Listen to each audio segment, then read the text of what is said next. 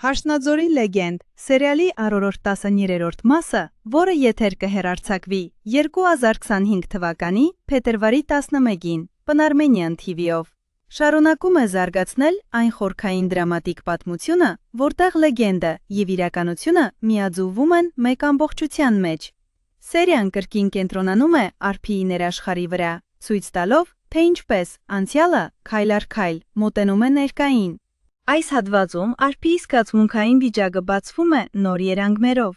Հայկի նկատմամբ սերը այլևս միայն երջանկություն չէ, այն վերածվում է փորձության, որտեղ բախվում են վախերը, կասկածներն ու տարիներով կուտակված ցավը։